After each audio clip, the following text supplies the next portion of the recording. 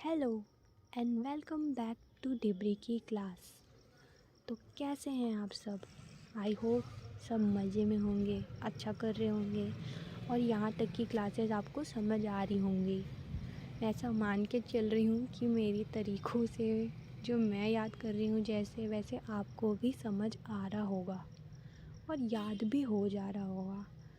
तो आगे बढ़ते हैं और आज का पार्ट स्टार्ट करते हैं। Let's see. तो हमने कल स्टार्ट किया था सुदेव राज से। सुदेव राज के बारे में हमने जस्ट स्टार्ट ही करा था कल, बाकी बहुत ज़्यादा डिटेल में नहीं देखे थे। ये दुर्ग राज का बड़ा बेटा रहता है, ज्येष्ठ पुत्र रहता है सुदेव राज, और यही दुर्ग राज का सक्सेसर भी बनेगा। ठीक है, इसका जो कैपिटल था वो शरभपुर था और सिरपुर था, ये दोनों जगह ही इसका कैपिटल था। अब शरभपुर और दो कैपिटल कैसे था ये भी हम आगे देखेंगे कि इस मतलब सब तो एक ही कैपिटल पे रूल किया, ये दो कैपिटल पे कैसे रूल किया, ये स्टोरी भी हम आगे देखेंगे। ठीक है, इसकी कॉपर प्लेट हमने देखी कि 6 मिली थी, जो कि सबसे ज़्यादा सर्वाधिक कॉपर प्लेट सुदेव राज की ही मिली थी। ये पॉइंट को याद रखने का ज़रूरत है कि सर्वाधिक कॉपर प्लेट जो मिली हैं हमें वो सुदेव राज की ही मिली है इस वंश में। ठीक है, अब हम आज का टॉपिक स्टार्ट करते हैं। सुदेव राज को ही कंटिन्यूएशन करेंगे और जो कल का टॉपिक हमने बाकी पढ़ा था उसको हम रिकॉल नहीं कर रहे हैं आज, क्योंकि मैं उस पर एक डिटेल वीडियो मैंने बोला है, जैसा उसको सारे जो बचे हुए टॉपिक मतलब जो अभी ठीक से नहीं पढ़ा पाई हूँ वो सारे टॉपिक को मैं अभी 1-2 दिन बाद कवर करूँगी, जिस पे डिटेल वीडियो में बनाऊँगी। तो उसमें हम इसको हमारा रिकॉल भी हो जाएगा और एक अच्छा सा वीडियो लेक्चर भी आपको समझ में आ जाएगा। तो अब हम सुदेव राज से ही कंटिन्यू करेंगे, उसी को आगे देखेंगे। तो ये 3 पॉइंट तो आपको समझ में आ गया होगा कि वो दुर्ग राज का सबसे बड़ा बेटा था, उसका कैपिटल क्या क्या था, शरभपुर और सिरपुर। अब उसका कॉपर प्लेट कितना मिला था, 6 कॉपर प्लेट मिला था, जो कि सबसे ज़्यादा सर्वाधिक कॉपर प्लेट अभी इसी के ही मिले हैं इस डायनेस्टी में। ठीक है, आगे देखते हैं। Among all Sarabhpuri ruler most of the copper plate are of Sudev Raj. Minister feud his feud was Indrabal who was appointed in the post of sarvadhikarikarta by Sudev Raj. हाँ, इसमें ना ये भी फैक्ट याद रखने का ज़रूरत है। मैंने बताया ना कि सबसे ज़्यादा अमंग ऑल शरभपुरी रूलर, जितने भी शरभपुरी रूलर थे उसमें सबसे ज़्यादा कॉपर प्लेट सुदेव राज के ही मिले हैं। और इसका जो मिनिस्टर या सामंत, फ्यूड, मंत्री जो भी बोल लो था, उसका नाम था इंद्रबल। ठीक है, और इसको किस पोस्ट में अपॉइंट किया गया था, सर्वाधिकारीकर्ता के पोस्ट में अपॉइंट किया गया था सुदेव राज द्वारा। तो सुदेव राज ने ही इसको सर्वाधिकारीकर्ता के पोस्ट में अपॉइंट किया था, जो कि बाद में इसके लिए इतना घातक होने वाला है ना, ये आदमी इंद्रबल पूरा इसका बल ही निकाल देगा सुदेव राज का, राजपाट ही ख़त्म कर देगा, पूरा डायनेस्टी ख़त्म करके उजाड़ के चल देगा। अभी देखते जाओ आगे। अगला हमारा जो रूलर आएगा वो है प्रवर राज।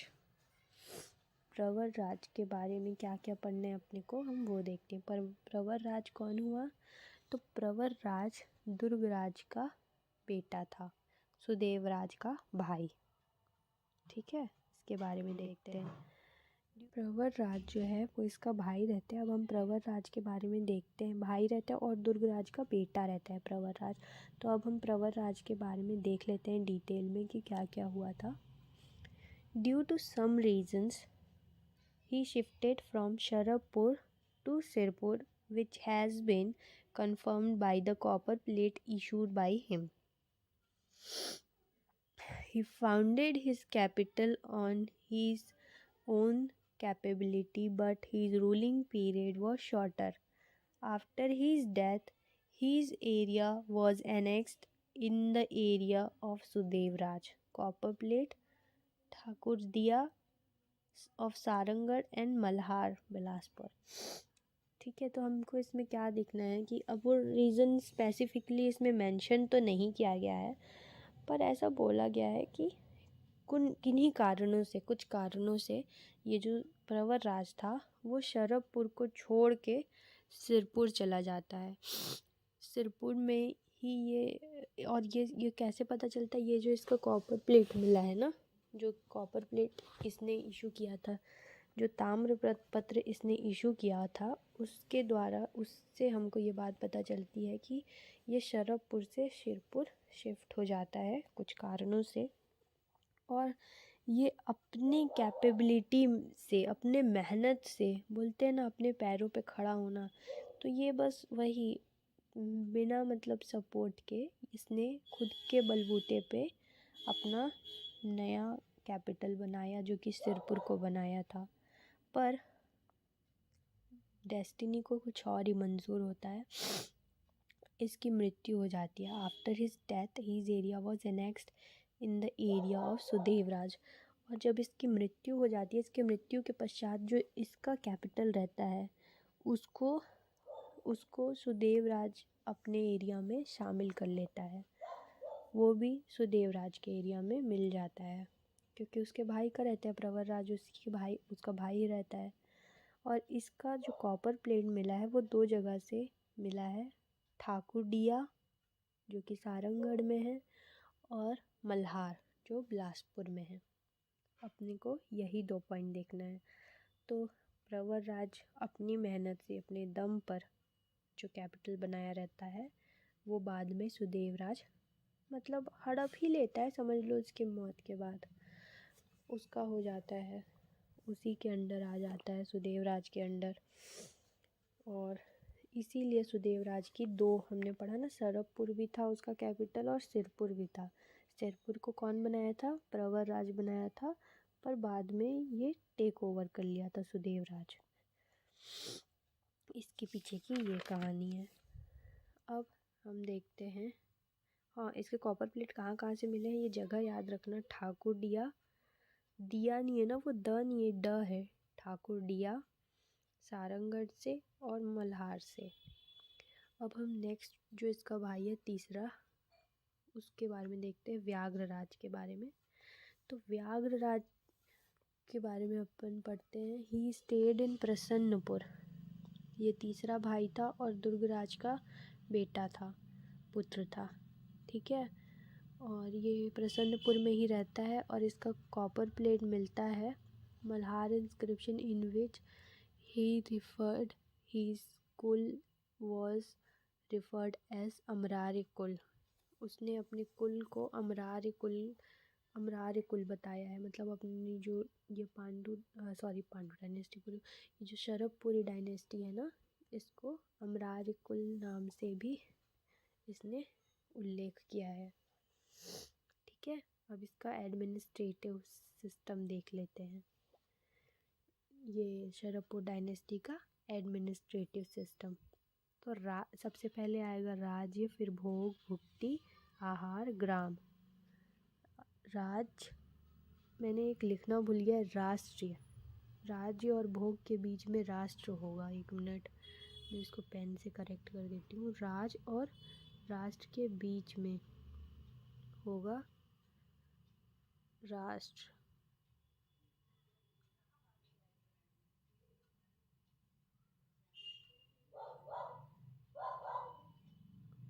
राष्ट्र। ठीक है, राज्य और भोग के बीच में आएगा राष्ट्र। राष्ट्र को नेशन मत समझ लेना, ये वो वाला राष्ट्र नहीं है। अभी के टाइम पे जैसे संभाग होता है ना, डिवीज़न, तो ये राष्ट्र डिवीज़न होता है। राज्य और भोग के बीच में राष्ट्र आता है। मैं लिखना इसमें डालना भूल गई हूँ, इसलिए बीच में बता रही हूँ, इसको ऐड कर लेना। राष्ट्रीय, ये हम इसको संभाग से डिनोट करेंगे। संभाग यानी डिवीज़न होता है ना अभी के टाइम का। राष्ट्र को नेशन से कंफ्यूज मत होना, और राष्ट्र को नेशन भी मत लिख लेना, वो राष्ट्र ही लिखना है। उसके बाद अगला है भोग। तो the official of bhog used to be called as bhogpati. जो यहाँ के जो ऑफिशियल थे उनको भोगपति बोला जाता था। और उनके पास में इतना उनका इतना हक होता था, उनका इतना पावर होता था, उनके पास इतना राइट होता था कि वो कोई भी गांव को डोनेट कर सकते थे राजा के परमिशन से। मतलब उनके पास में काफ़ी पावर होता था, वो पावरफुल, एक भोगपति जो होते थे ना, वो एक पावरफुल व्यक्ति होते थे। उसके बाद अगला अपने को देखना है भुक्ति, फिर आहार, फिर ग्राम। और ग्राम जो रहेगा वो स्मॉलेस्ट यूनिट है, स्मॉलेस्ट यूनिट ऑफ एडमिनिस्ट्रेशन रहेगा, मतलब सबसे छोटी इकाई। ग्राम मतलब ये बढ़ते क्रम में अगर देखोगे तो पहले ग्राम सबसे छोटा है, उसके बाद आएगा आहार, फिर भुक्ति, फिर भोग, फिर राष्ट्र, फिर राज्य।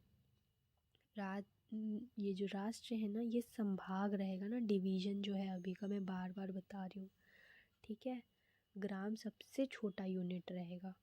गांव हुआ, फिर मान लो कि कुछ गांव मिल के आहार बनाए, फिर ऐसे ही कुछ आहार मिल के फिर भुक्ति बनाएंगे, फिर कुछ भुक्ति मिल के भोग बनाएंगे। तो जो ये भोग रहते थे ना, भोगपति, वो किसी भी गांव को, किसी भी विलेज को डोनेट कर सकते थे, किंग के परमिशन से डोनेट कर सकते थे, उनके पास में मतलब इतना राइट था, ठीक है। और इस टाइम पे ना ब्राह्मण का बहुत सम्मान था। ये जो इनका एरा था उस समय ब्राह्मण्स का बहुत सम्मान था, उनको हर कुछ में दान देते थे। हर हर किसी, मतलब जैसे अभी भी दान वान देते हैं ना, जैसे पूजा पाठ के बाद में होता है ना, चंद्र ग्रहण हुआ तो दान, मतलब हर दूसरी कोई भी ऐसे ओकेजन हुआ ना तो उस पे ब्राह्मण्स को दान दिया जाता था, समझे। तो ये पॉइंट याद रखने वाला है। पेन हटाना उसको, इरेजर। अगला देखते हैं। अगला ना, इसमें ये क्वेश्चन जो है ये पीएससी में पूछा गया क्वेश्चन है कि क्या चीज़ था, मतलब कॉपर, उनके कॉपर प्लेट में, सरकपुरी डायनेस्टी के कॉपर प्लेट की विशेषता क्या थी। ये पीएससी के क्वेश्चन में पूछा गया क्वेश्चन है, सॉरी पीएससी के पेपर में पूछा गया क्वेश्चन है कि उस सरकपुरी डायनेस्टी के कॉपर प्लेट में क्या विशेष था, क्या चीज़ था। तो इसका आंसर रहेगा कि जो कॉपर प्लेट था ना, जो कि the copper plate issued by the ruler of Sharabhpuri dynasty had date, name, place etcetera, but images और pictures are not there in the copper plate. मतलब सब कुछ था, नाम लिखा हुआ था, प्लेस लिखा हुआ था, उसके बाद डेट वगैरह भी उसमें मेंशन था, सब कुछ था, लेकिन सब इन्फॉर्मेशन था, बस पिक्चर वगैरह उसमें इमेजेस जो थे वो सब नहीं मेंशन किए गए थे, नहीं थे उनके कॉपर प्लेट्स में, शरवपुरी रूलर्स के प्लेट में नहीं, कॉपर प्लेट में नहीं मिले थे। ये इसका रिमार्क लिख लो या नोट बना के लिख लो, ठीक है। अब अगला अपन देखेंगे पांडु डायनेस्टी, ठीक है। और आज का टॉपिक बस यही था कि हम नाम ही तक देखेंगे, और कल हम स्टार्ट करेंगे रूलर वाला पार्ट, पांडु डायनेस्टी के रूलर्स के बारे में। पर कुछ बेसिक्स जो है पांडु डायनेस्टी के, हम वो देख लेते हैं। तो पांडु डायनेस्टी को ही सोमवंश के नाम से भी जाना जाता है, और सोमवंश की बहुत सारी शाखाएं दिखेंगी, सिरपुर, उड़ीसा, कांकेर, अमरकंटक।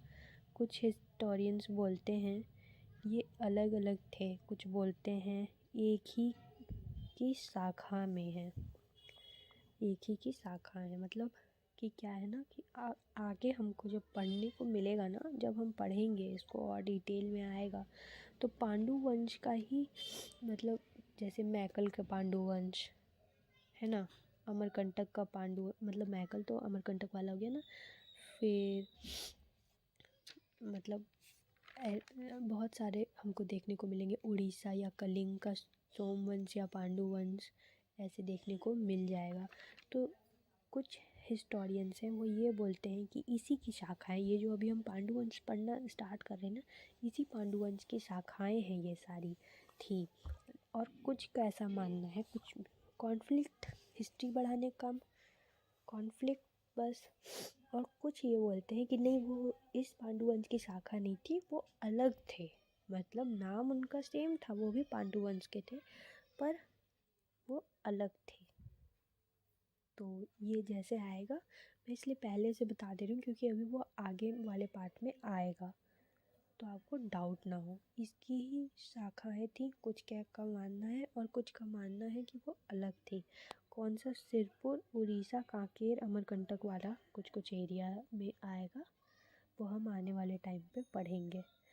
तो अब हम पांडु डायनेस्टी को स्टार्ट करते हैं। तो इसमें क्या रहता है ना, Indrabal who was the feud of Sharabhpuri ruler Sudevraj and who was appointed to the post of Sarvadhikarikata by Sudevraj, declined Sharapuri dynasty and laid the foundation of Pandu dynasty.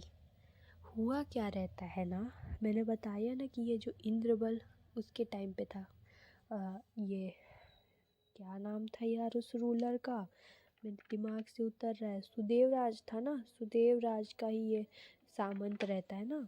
बाद में यही उसको पूरा ख़त्म कर देता है, उसका वंश को। तो इंद्रबल जो कि सरवपुरी रूलर सुदेवराज का क्या रहता है, सामंत, मंत्री, या फिर फ्यूड बोल लो इंग्लिश में, फ्यूड रहता है, जिसको ये सुदेवराज किस पोस्ट पे अपॉइंट किया रहता है, सर्वाधिकारीकर्ता के, मतलब इसके पास ना बहुत ज़्यादा पावरफुल पोस्ट पे रहता है। इसको जितना काम था ना सर्वाधिकारीकर्ता, सारा काम इसके कंधे पे सौंप के, मेरे को लगता है ये आराम आराम करने के चक्कर में आलसी होगा मेरे टाइप का, और उसी चक्कर में पिला गया। जैसे मैं आलसी हूँ ना, वैसे ही ये भी आलसी होगा, अपना सारा काम इसको दे दिया कि हाँ भाई तू मेरा भरोसे का आदमी है, तू ये सारा मेरा काम कर दे, वही वाला हाल हुआ इसका। तो ये सारे काम करने के लिए सर्वाधिकारीकर्ता के पोस्ट में एक आदमी बैठाया जिसका नाम था क्या, इंद्रबल। अब इंद्रबल ने अपना बल दिखा दिया और इसके पूरे डायनेस्टी को ही ख़त्म कर दिया। सर पूरी डायनेस्टी ख़त्म करके नया वंश का, नए डायनेस्टी का वो रखा, निर्माण किया। उसका नाम क्या रखा, पांडु डायनेस्टी या पांडु वंश। अब पांडु वंश के ही हम other names of Pandu dynasty देखते हैं, ठीक है। अगला आता है, इस वंश को और किस किस नाम से जाना जाता है। तो सबसे पहला जो इसका नाम हम जानेंगे वो है सोमवंश। फिर पहले मैं नाम पढ़ती हूँ, फिर इसके पीछे की कहानी भी बताऊँगी, तो आपको याद करने में आसानी होगा, ठीक है। सोमवंश, शशिवंश, सितांशु वंश, विमलांबर वंश और पूर्णचंद्र वंश। अब इसमें ना आपको एक चीज़ कॉमन मिलेगी, और वो ये कि ये पांडु डायनेस्टी के जितने भी नाम है ना, ये कहीं ना कहीं चंद्रमा से रिलेटेड है, चांद से रिलेटेड है। सारे के सारे जितने नाम है ना, चांद का ही पर्यायवाची वर्ड देख लो या उससे कुछ ना कुछ रिलेटेड मिल जाएगा। तो हम सोमनाथ का जो मंदिर है गुजरात में, सोमनाथ का मंदिर है ना, 12 ज्योतिर्लिंग में से एक ज्योतिर्लिंग है सोमनाथ। तो वो सोमनाथ का नाम सोमनाथ क्यों पड़ा, क्योंकि वहाँ वो उसकी ये स्टोरी रहती है कि चंद्रमा जो है वो वहाँ पे पूजा किए रहते हैं भोलेनाथ का, इसलिए। अब इसके पीछे इसका तो बहुत ही बड़ा, मतलब ये पूरा तो ज्योतिर्लिंग का कहानी में घुसूँगी तो बहुत ज़्यादा टाइम टेकिंग हो जाएगा, पर शॉर्ट में बता रही हूँ कि वहाँ पे चंद्रमा पूजा किए रहते हैं, तो उन्हीं के नाम पे वो सोमनाथ का मंदिर हो जाता है। तो ये वैसे ही चंद्रमा के नाम पे सोमवंश हुआ। फिर चंद्रमा का ही एक और, चंद्रमा को ही शशि भी बोला जाता है ना। तो चंद्रमा के नाम पे ही ये इसका नाम शशि वंश भी पड़ा। उसके बाद अगला देखते हैं शीतांशु वंश। चंद्रमा का प्रकाश एकदम शीतल होता है ना, इसीलिए, मतलब शीतल होता है तो इसको इसलिए उसको शीतांशु बोला गया। ठंडा, शीतल, ठंडक देने वाला चीज़ को शीतल यानी ठंडा होता है ना, पेयजल में लिखा रहता है ना शीतल पेयजल, यानी कि ठंडा पानी पीने वाला। तो बस इसीलिए चंद्रमा के समान ठंडक देने वाला को बोला गया है शीतांशु, नाम दिया गया है इसलिए। उसके बाद अगला नाम है विमलांबर वंश। ठीक है, विमलांबर किस लिए? सफ़ेद, मतलब ऐसे आसमान देखोगे तो सफ़ेद रहता है ना, सफ़ेद अंबर। और जो विमला देवी, ये सरस्वती माता को विमला भी बोला जाता है, उनका एक नाम है। और वो कमल मतलब वो सफ़ेद से रिलेट किया गया है इसको, सफ़ेद से, सफ़ेद पीस का रंग होता है ना, सफ़ेद कलर से ही उसको रिलेट करके बताया गया है विमलांबर। और विमला जो है वो सरस्वती देवी का नाम है। सरस्वती देवी को देखोगे तो वाइट मिलता है ना, उनको देखोगे, उनका फ़ोटो देखो, वाइट कलर का ही तो होता है ना, इसलिए। और जो आसमान देखोगे वो भी सफ़ेद रहता है, इसलिए विमलांबर। अंबर भी बोला जाता है ना, अंबर, आसमान को अंबर बोलते हैं ना, इसीलिए विमलांबर भी बोला गया है, विमलांबर वंश। और पूर्ण चंद्र वंश, भाई आधा चांद तो होगा नहीं, सोचने वाला बात है, पूरा ही चांद होगा तो ये पूर्ण चंद्र वंश भी आपका आ जाता है इसमें। इसलिए इसका मतलब इतना सारा नाम बता रहे हो, बताओ कोई ज़रूरत है इसका, कोई नीड था? तुम्हारा नाम, बस तुम ये सब नाम बता बता के सिलेबस बढ़ा दो बच्चों का, जीना हराम कर दो, ऐसे ही टाइम नहीं है ज़िंदगी में। और ये अलग अलग एक से एक चीज़ बढ़ा के, तो पांडुवंश सीधा सीधा नहीं बोल सक रहे थे, या सोमवंश तक भी ठीक था, तो नहीं, हम इतने सारे नाम बोलेंगे और इतने सारे नाम याद भी करवाएंगे। अब क्योंकि चंद्रमा का पर्यायवाची है, चंद्रमा से ही रिलेटेड है सब, और नाम के पीछे का जो मतलब रिलेशन बैठाना था वो भी अभी समझ में आ गया होगा मेरे बताने के बाद में। तो ये सारा चीज़ को चाँद से रिलेट करके पढ़ना, मतलब रिलेट तो वो किया ही हुआ है, चाँद से ही रिलेट किया हुआ है, पर तुम भी उसी से रिलेट करके पढ़ना तो इजी रहेगा। क्या क्या नाम था मेरे साथ रिपीट करो?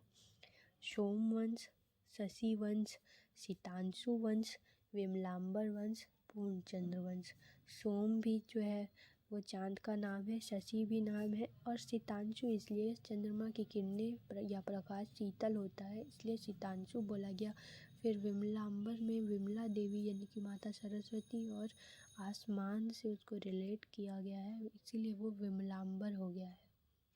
ठीक है, विमला देवी सरस्वती माता को ही बोला जाता है। और पूर्ण चंद्र, अर्ध चंद्र का तो होगा नहीं, आधा चंद्रमा तो होगा नहीं, पूरा ही होगा चंद्रवंश, तो सोचने वाला बात है, इसलिए वो पूर्ण चंद्रवंश है। ठीक है, एक बार हम देख लेते हैं कि आज हमने क्या क्या देखा। तो आज हम सुदेव राज से स्टार्ट किए, सुदेव राज के बारे में देखा। सुदेव राज का 2 राजधानी या कैपिटल था, जो कि शरभपुर, सिरपुर था, और ये बड़ा बेटा था दुर्गराज का। अभी ये सब सक्सेसर दुर्गराज के चलते आ रहे हैं ना, सुदेव राज था उसका सक्सेसर। उसके बाद इसी के 6 जो ये कॉपर प्लेट है, इसे कॉपर प्लेट कितने मिले? 6 कॉपर प्लेट, और ये सबसे ज़्यादा कॉपर प्लेट इसी के मिले हैं। उसके बाद अगला देखते हैं प्रवर राज। ये अपने ही मेहनत से अपने बलबूते पे एक नया अम्पायर खड़ा कर लेता है, जिसको ये कहाँ बनाता है? सिरपुर में बनाता है, और ये इसके कॉपर प्लेट से कंफर्म होती है ये बात।